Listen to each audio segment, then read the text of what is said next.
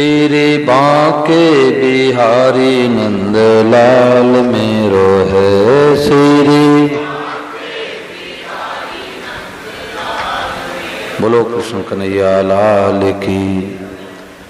राम राम राम राम राम राम राम राम राम।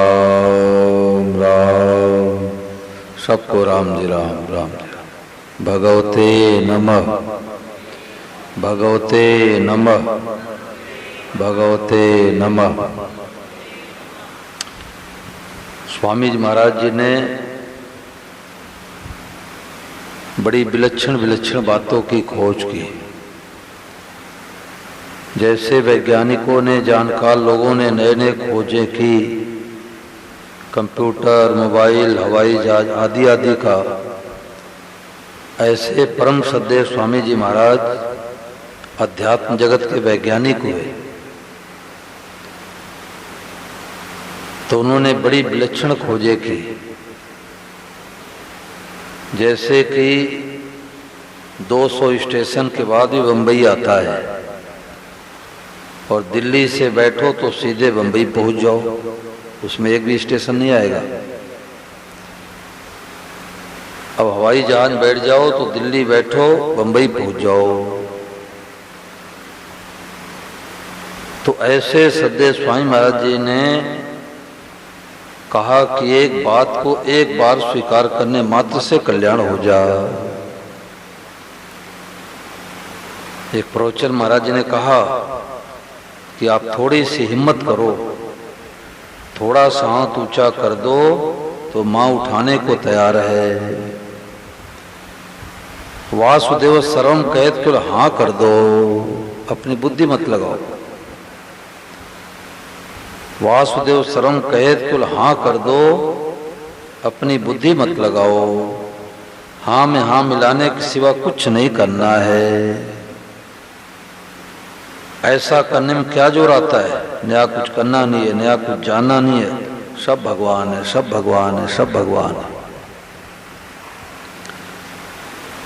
अब इसमें हम लोग बुद्धि क्या लगाते हैं कि हमारी समझ ठीक है और संत महात्माओं की समझ ठीक नहीं है। ये खास बात है।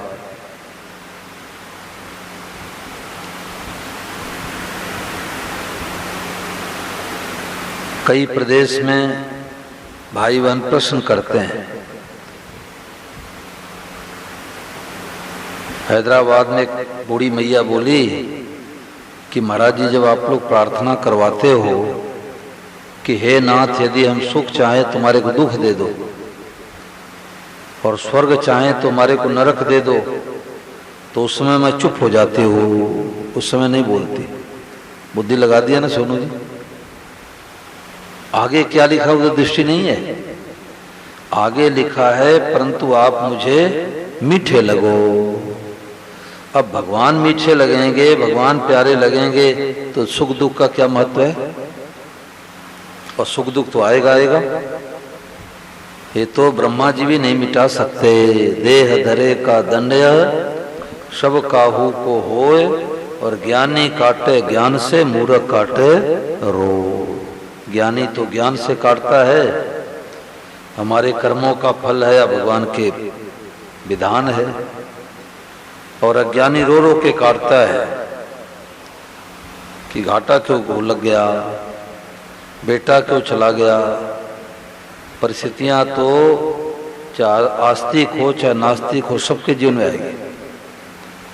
नरसिंह मेहता कितने बड़े ऊंचे भक्त हुए, संत हुए, और जवान बेटा विवाह करके आया तो मर गया।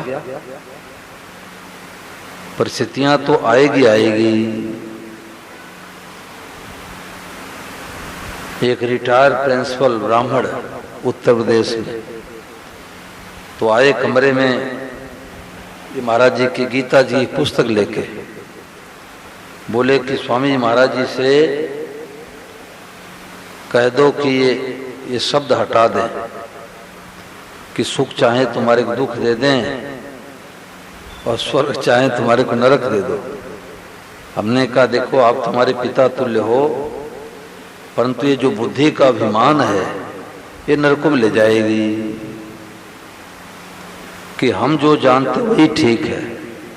अरे स्वामी महाराज कोई भांग खा के थोड़े पुस्तक लिखवाते थे, 5 बार 10 बार 15 बार 20 बार सुनते थे, संशोधन कराते थे, उसके बाद महाराज जी की पुस्तकें छपती थी। अब जैसे कोई रेलवे क्रॉसिंग से गुजर रहा हो बाइक लेके और लिखा रुको, तो रुको का मतलब वही चारपाई बिछा के सो जाओ। अरे रुको, देखो इधर से तो ट्रेन नहीं आ रही, इधर से ट्रेन नहीं आ रही, जाओ। और बुद्धि कैसे लगाते हैं कि एक जगह आयोजकों ने पर्चे में छपवाया प्रातःकालीन प्रार्थना 5:15 बजे। तो हमने कहा भाई 5 बजे प्रार्थना का नियम है हम लोगों का, तो 5:15 क्यों लिखवाए? बोले प्रेस वाले ने कहा कि 5 ठीक नहीं होता, 1:15 ठीक होता है। बुद्धि लगा दिया ना। अब उससे पूछो कि 5 बजे की तुम्हारी ट्रेन है और 5:15 बजे जाओ, ये बुद्धि लगा दिया। केवल अपने बुद्धि का अभिमान संत महात्माओं की बातों को टिकने नहीं देता, खास बाधा है ये। इसलिए भाई जी हनुमान साहब पोद्दार जी ने कहा कि बना दो बुद्धिहीन भगवान, हमें बुद्धिहीन बना दो। ये बुद्धि कुतिया है, तर्क करती है। ऐसे कैसे माने? सत्संग क्या है कि अभी तक हम इसको घड़ी मानते थे, और सत्संग क्या है कि घड़ी नहीं साक्षात भगवान बने हैं। अब इस बात को पकड़ लो तो पूरा का पूरा सत्संग हो गया। इस बात को पकड़ने के लिए कथा होती है, सत्संग होता है, कीर्तन होता है, भजन होता है। तीर्थ में जाते किस लिए? इस बात को पकड़ने के लिए। अब इस बात को चाहे अभी पकड़ो, चाहे 10 साल बाद पकड़ो, चाहे 10 जन्मों के बाद पकड़ो। एक बार स्वामी महाराज जी के कमरे में आदरणीय श्री धवन जी महाराज गए, तो 3 बजे का नियम था उनका कमरे में जाने का, और कहते थे कि एक दिन पहले मैं प्रश्न बना लेता, 5, 7, 10 प्रश्न बना लेता कि कल महाराज जी से ये प्रश्न पूछना है। तो स्वामी महाराज जी ने कहा कि सब रूपों में भगवान ही प्रकट हुए हैं, ये कृपा साध्य है। अपने शक्ति से बात नहीं बैठती, अपने पुरुषार्थ से बात नहीं बैठती, ये भगवान कृपा से बात बैठती है। तो श्री धवन जी ने कहा तो भगवान जब कृपा करेंगे तो बात बैठेगी। तो स्वामी महाराज ने कहा नहीं, मैंने ये बातें कह दी, तुमने सुन ली, ये कृपा हो गई, अलग से कृपा नहीं होगी, कृपा हो गई। वृंदावन में सत्संग चल रहा था, तो 7 दिन का सत्संग समापन की ओर था, और लास्ट में कोई वक्ता बोल रहे थे। तो श्री धवन जी ने कहा कि भाई माइक दो मेरे को, मेरे मन में एक सुनाने की तो बात थी, परंतु मैं भूल गया। तो उन्होंने 1 मिनट 24 सेकेंड का सत्संग सुनाया, जो 7 दिन का सारा गया। 1 मिनट 24 सेकेंड। अब वो क्या सत्संग सुनाए, अब ध्यान देके सब लोग सुनो।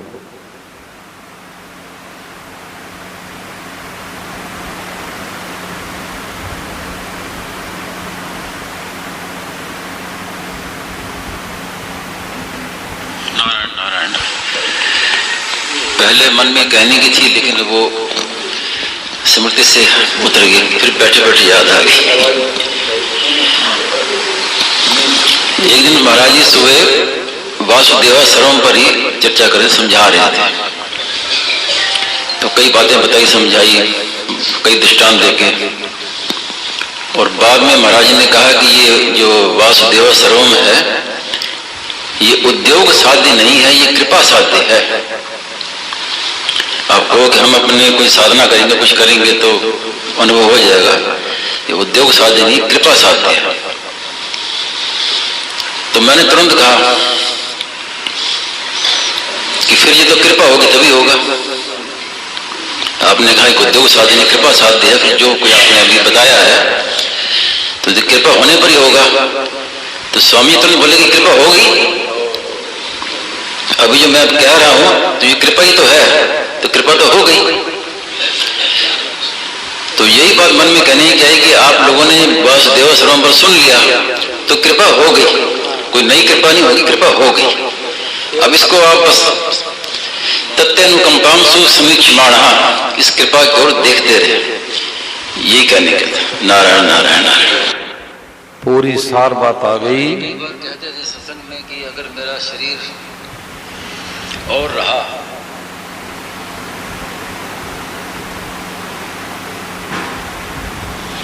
महाराज जी कई बार कहते थे सत्संग में कि अगर मेरा शरीर और रहा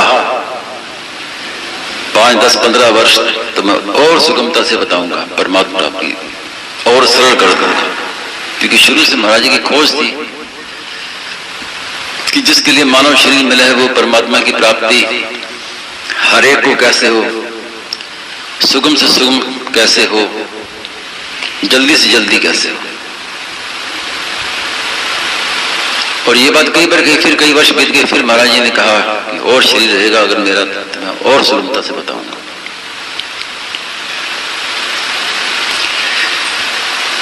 बाद में एक बात कही, वो आपको पढ़ के सुनाता हूं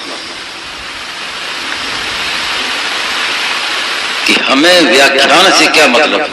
बहुत सारी बातें और बड़े रहस्यमय वाक्य पढ़ के सुना रहे हैं। हमें व्याख्यान से क्या मतलब, व्याख्यान देते जीवन बीत गया, व्याख्यान देते जीवन बीत गया।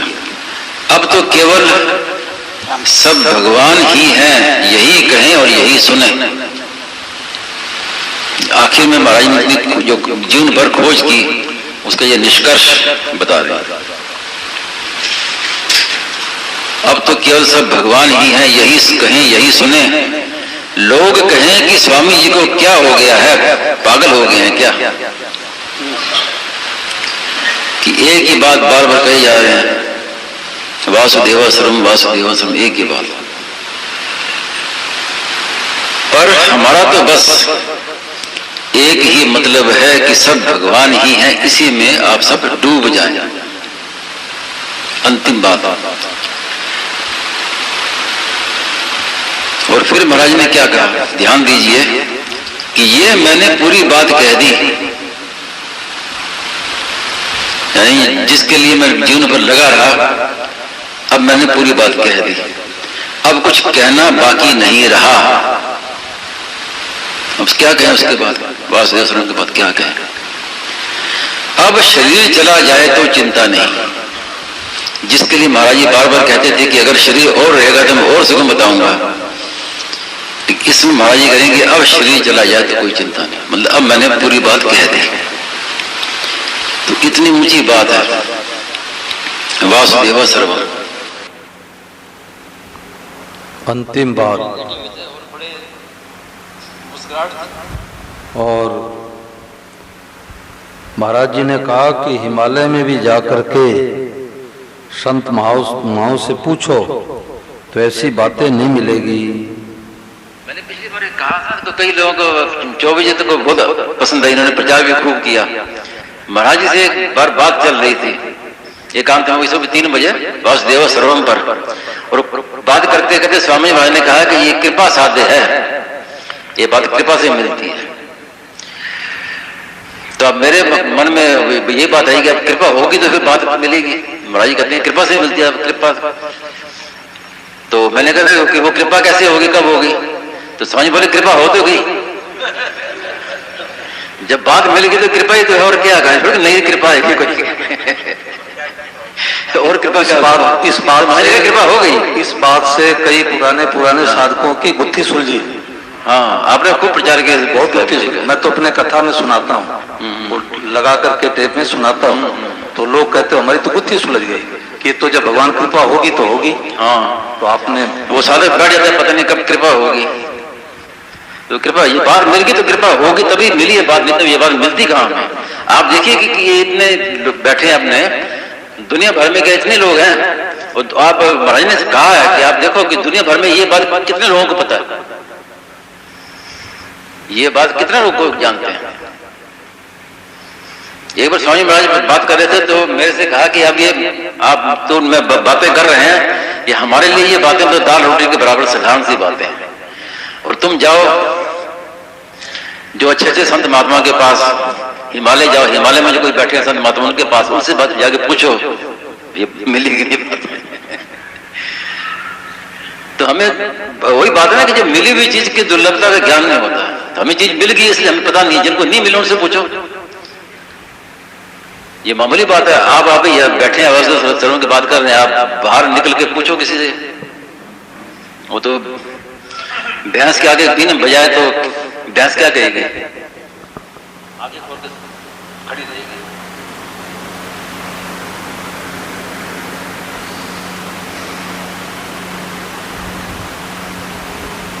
लोगों ने को बनी बनाई बात करी है, जैसे कोई आदमी धनी की गोद में जाके बैठ जाए तो उसको क्या परिश्रम करना पड़ा धन कमाने के लिए, बना बनाया सब कुछ मिल गया।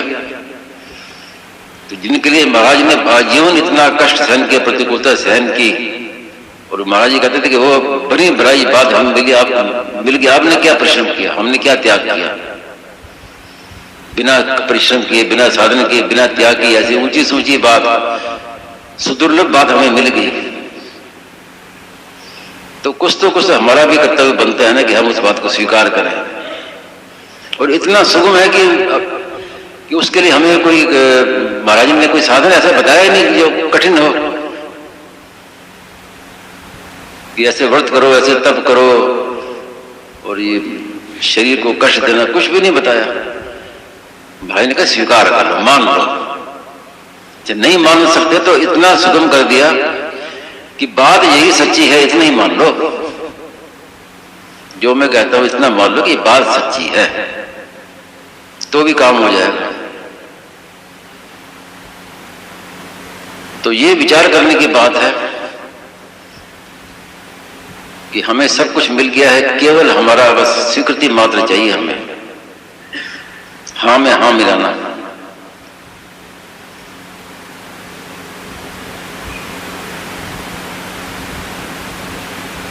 तो खास बात यही है कि जो हमें मिला है उसका मूल्य समझें कि कितने लोगों को ये बात मिली है। उसको मिलने से महाराज जी तो याद करते थे कि वासुदेवा सर्वम, ये बात हमें मिल गई तो जाके कमरा बंद करके नाचो। ये आज तो मौज होगी, आज तो ऐसी ऊंची बात मिल गई, कमरा बंद करके खूब नाचो, नाचना चाहिए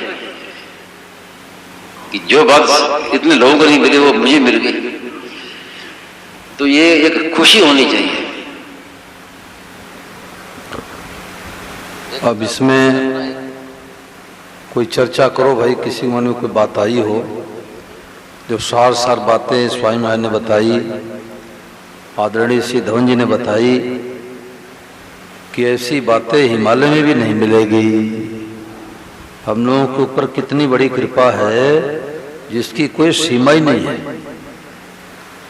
महाराज जी ने कहा कि जीवन मुक्त महापुरुष मिल गए तो भगवान ने अपना कलेजा निकाल के दे दिया।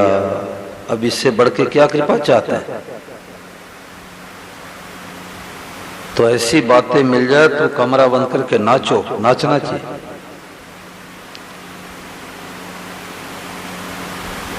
ये बात श्री धवन जी ने सुनाई तो मैंने सोचा किस प्रवचन में महाराज जी की बात आई। तभी परसों ये बात मिली, परसों मैं महाराज जी का प्रवचन सुन रहा था तो ये परसों बात मिली कि महाराज जी ने कहा कि ऐसी बातें मिल गई तो कमरा बंद करके नाचना चाहिए। जंगल में चले जाओ, कोई देखे नहीं, वहां पर नाचो। ये बातें मिली तो क्या कि माँ के रूप में साक्षात भगवान है, पिता के रूप में साक्षात भगवान है, पति के रूप में साक्षात भगवान है, पत्नी के रूप में साक्षात भगवान है, कार के रूप में साक्षात भगवान है, बाइक के रूप में भगवान है, लाइट के रूप में भगवान है, पंखे के रूप में भगवान है, दरी के रूप में भगवान है, ग्राहक के रूप में साक्षात भगवान है। अब ग्राहक के रूप में भगवान आए हैं तो उनको राम राम करेंगे, भगवत नमः कहेंगे, उनसे 100-200 प्रॉफिट भी लेंगे। अगर प्रॉफिट नहीं लेंगे तो जो घर वाले भगवान है क्या खाएंगे। परंतु अब बढ़िया माल दिखा के घटिया माल पैकिंग नहीं करेंगे। बढ़िया माल दिखाएंगे, बढ़िया पैसे लेंगे, घटिया माल दिखाएंगे तो घटिया माल पैसे लेंगे। हमारा व्यवहार शुद्ध हो गया। सर्वे पदा हस्त पदे निमग्ना, हाथी के पांव में सारे पांव समा जाते हैं।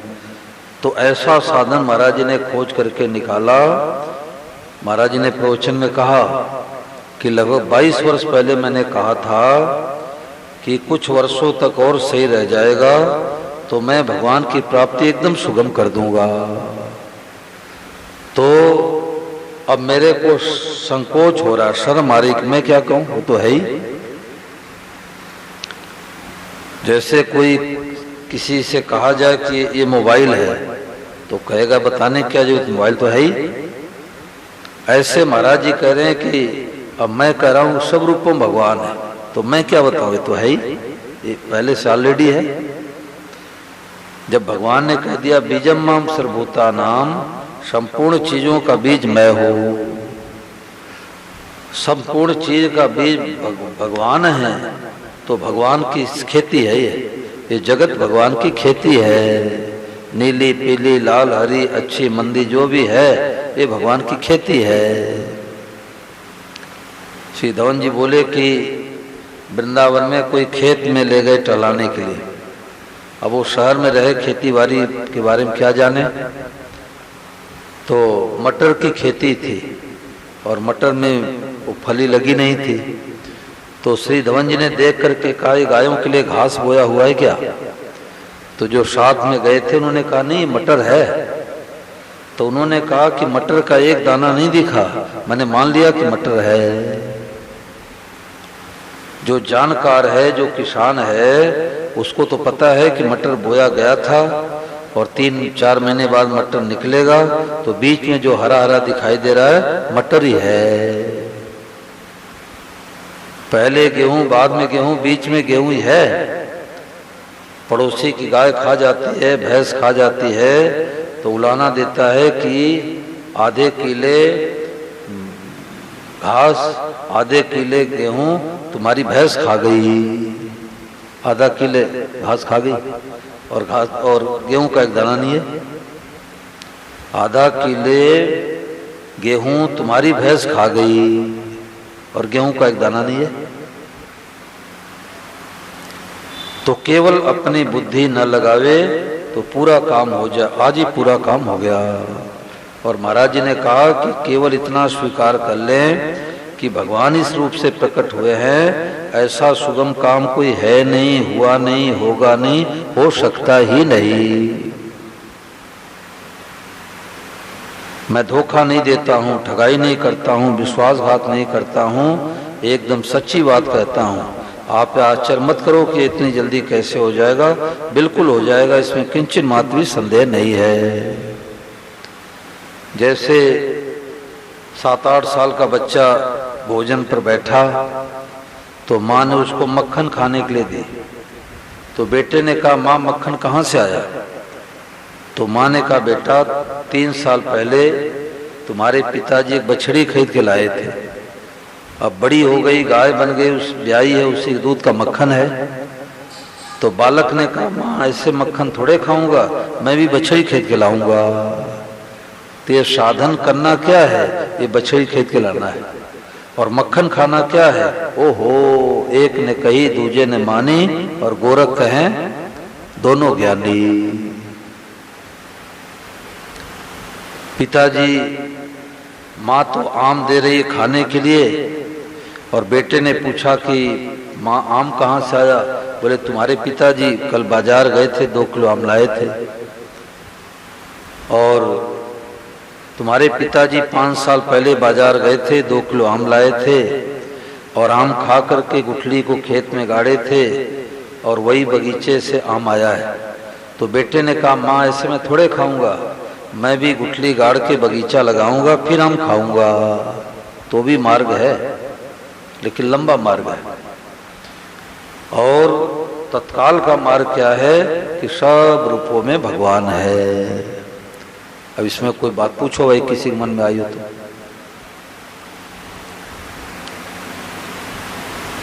तो माइक दे दो संजय।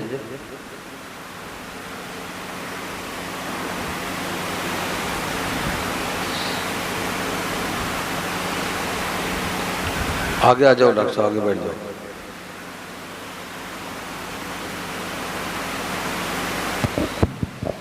महाराज जी नारायण नारायण। जब हम मानते हैं कि सब रूपों में भगवान है, विश्रांति और जो है राग और द्वेष तो मिटता है, ये तो प्रत्यक्ष बात है। शांति मिलती है, शांति मिलती है, इसमें तो कोई जरूर मिलेगी, तत्काल मिलेगी, तत्काल मिलती है। पर प्रेम का क्या है? भगवान में प्रेम का क्या है, उसका समझ नहीं आता। प्रेम क्या है? हाँ, मतलब इसके बाद जो आप मतलब सब कुछ ही तो ये प्रेम के लिए, भगवान के प्रेम के लिए ही कर रहे हैं। हाँ, प्रेम ही है, प्रेम। हाँ, तो फिर वो कैसे मिले? महाराज जी ने कहा कि बिना प्रेम के वासुदेव स्वरूप दिखेगा ही नहीं। जो दिखता है वो अपने को दिखता है, जिससे हमें प्रेम होता है वही उसी का चिंतन होता है, वही दिखता है। तो बिना प्रेम के वासुदेव स्वरूप दिखेगा ही नहीं, और वासुदेव स्वरूप दिखेगा तो प्रेम हो ही जाएगा, प्रेम हो ही जाएगा। दोनों बातें महाराज जी ने कही है बात कि प्रेम होगा तभी वासुदेव स्वरूप दिखेगा, और वासुदेव स्वरूप देखेंगे तो प्रेम हो जाएगा। दोनों बातें, ये प्रेम का ही स्वरूप है, प्रेम का स्वरूप है कि वाह प्रभु, ओ हो, पंखे के रूप में आप ही हो, लाइट के रूप में आप ही हो, गद्दे के रूप में आप ही हो, मित्र के रूप में आप ही हो, शत्रु के रूप में आप ही हो, पत्नी के रूप में आप ही हो। तो मानने में सब भगवान, बर्ताव अलग अलग। एक गुरु जी ने सुनाया कि वासुदेव सर्वम, और शब को देख करके क्या कहना है, भगवते नमः। बर्ताव अलग अलग करना है। तो जब बर्ताव अलग अलग करना है सुना रहे थे गुरु जी, तो चेले को नींद आ गई। आधी बात सुनी, आधी बात नहीं सुनी। ये तो सुन लिया कि सब रूपम भगवान है, सबको देख के भगवते नमः कहो, परंतु बर्ताव अलग अलग करना है, चेले को नींद आ गई। तो जंगल में टहलने के लिए जा रहा था, तो एक बिगड़ा हुआ हाथी आ रहा था। तो भगवते नमः कहते हुए हाथी के पास जा रहा था। तो जो महावत था, जो कंट्रोलर था, उसने कहा रे ब्रह्मचारी हट जाओ, हमारा हाथी बिगड़ा है। अब उसको तो एक ही बात जची थी कि सब रूपम भगवान है। अब भगवते नमः कह के हाथी के पास चला गया। हाथी ने सूंड से झटका दिया, गिर गया, कमर में चोट लग गई। तो लंगड़ाते हुए गुरुजी के पास गया। गुरुजी ने कहा बेटा क्या हो गया? बोले आपके भगवते नमः ज्ञान ने मार दिया। आपने कहा सब भगवान, तो हाथी भगवान। हाथी भगवान ने सूंड से झटका दे दिया। तो महात्मा जी ने कहा, गुरु जी ने कहा कि हाथी के ऊपर कोई बैठा था? बोले महावत बैठा था। कुछ कह रहा था? बोले कह रहा था दूर हट जाओ। तो गुरु जी ने कहा कि तूने हाथी को भगवान माना, तो महावत को भगवान क्यों नहीं माना? हाथी भगवान है, महावत भी तो भगवान है। बिजली भगवान है, तो लिखा हुआ भी है सावधान, 440 वोल्ट, सावधान। और किसी मन में कोई बात आई? आप बताओ राम जी, आपके मन में कोई बात आई तो पूछो। भगवान की बड़ी कृपा है, दोनों समय आते हैं नियम से। खोज करने वालों को बात मिलती है। खोजी हो तो तुरंत मिले पल भर की तलाश में, कहें कबीर सुनो भाई साधो सब श्वासों के श्वास में। खोजी, क्या करूं, कहाँ जाऊं, किससे पूछो?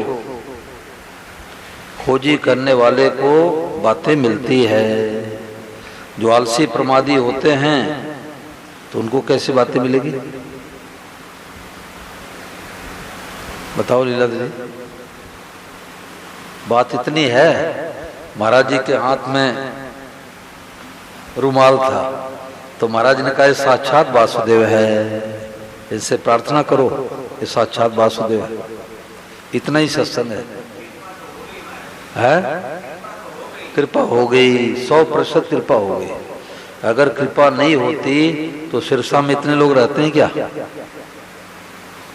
सिरसा में इतने लोग रहते हैं, उनको गर्ज ही नहीं है, उनको गर्ज ही नहीं है।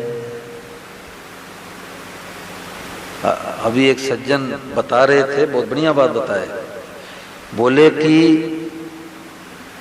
कोई कहे कि ये घड़ी 1000 रुपए की है और घड़ी मान लो कि 800 रुपए की हो, तो उसको गर्ज होगा तो ले लेगा। और यदि उसको जरूरत नहीं रहेगी और किसी दुकान पर जावे कहे कि 500 रुपए में घड़ी है तो 800 की और 500 रुपए में है तो भी नहीं लेगा। क्यों? उसको घड़ी की गर्ज नहीं है। तो भीतर में भूख चाहिए, लगन चाहिए, क्या करूं, कहां जाऊं, इस बात के पीछे पड़ जाओ, इस बात के पीछे पड़ जाओ। स्वामी महाराज जब ऋषि के गीता भवन में सुनाते थे तो सदैव श्री आनंद जी महाराज 3 नंबर गीता भवन नंबर 3 से लेके और 1 नंबर तक बाजार से मैं ऐसे लंबा लेट करके प्रणाम करते जाते थे। मैं भी साथ में जाता, मेरे को संकोच होता था, तो मेरे से कहते चौबे जी आप जाओ। तो एक आध साधक साथ में रह जाते, कोई बाइक वाला ने आ जाए, साइकिल वाला ने आ जाए, तो महाराज जी लंबा लेट करके सबको प्रणाम करते। तो प्रणाम करने से अभिमान मिटता है। तो सत्संग का असली सार बात यही है। आज महाराज जी बैठते हुए बोले कि सबसे सुगम सबसे श्रेष्ठ, सबसे सुगम सबसे श्रेष्ठ, चारों बेद डडोर के पाओगे विश्राम और वासुदेव सर्वम को इतने से ही काम। डॉक्टर साहब ने कहा ना कि इस बात को पकड़ते तत्काल शांति मिलती है, और नहीं तो ऊपर कमरे में एसी चलेगी और बैरी की याद आते हीटर चलेगा कि 20 लाख रुपए क्यों हड़प लिया, पार्टी ने 2 लाख रुपए क्यों दबा लिया, जीवन भर डिप्रेशन टेंशन बना रहेगा। हैदराबाद एक माई मिली, 55-60 साल की उम्र थी, तो एकदम दुबली हो गई थी चिंता से। तो मैंने कहा मैया क्या बात है? बोले महाराज क्या बताऊं, मेरा एक ही बेटी दामाद हैं और 25 लाख रुपए हमारे से उधार ले गया। अब शराब पीता है, कोई काम धंधा करता नहीं, मेरे को चिंता होती है कि 25 लाख रुपए वापस कैसे आएंगे। तो मैंने कहा मैया वो दामाद के रूप में साक्षात भगवान ही आए हैं।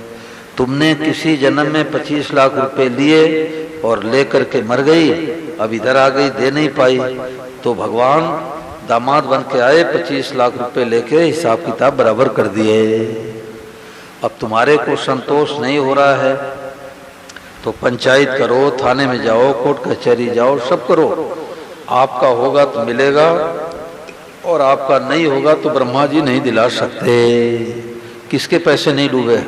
यहाँ कोई एक ऐसा नहीं होगा कि जिसके पैसे न डूबे हो, सबके पैसे डूबे। तो डूबे नहीं है, वो हिसाब किताब बराबर हुआ है, हिसाब किताब बराबर हुआ है। तो 5-6 महीने के बाद फिर जाने काम पड़ा। तो एक घर में सत्संग करा रहा था, तो माई फिर आई, तो माई एकदम तगड़ी दिखी। हमने कहा मैया क्या बात है? बोले महाराज मेरे को शांति मिल गई कि दामाद के रूप में साक्षात भगवान है, और नहीं तो चिंता करते करते बीमारी लगती और मर जाती। तो ये तत्काल शांति का मार्ग है, तत्काल, अभी अभी बैठे बैठे शांति हो जाए। बताओ राम गोपाल, वो बहुत अच्छा साधक है ये, भगवान बड़ी कृपा है। छोटी सी उम्र में देखो कितनी लगन है। बोलो कोई बात पूछो इसमें। बोलो गिरधर गोपाल की। अब इसको काम में लो, काम में। यहां से निकलते ही बाइक दिखे तो क्या कहना है? भगवते नमः। कार दिखे भगवते नमः, कुत्ता दिखे भगवते नमः, बिल्ली दिखे भगवते नमः, पत्नी दिखे भगवते नमः, पति दिखे भगवते नमः। लोग यही तो कहेंगे कि भाई सिरसा वाले पागल हो गए। पागल नहीं, गीता कहते सम आत्मा शुद्ध लव। हम लोग तो पीछे रह गए लीलाधर जी।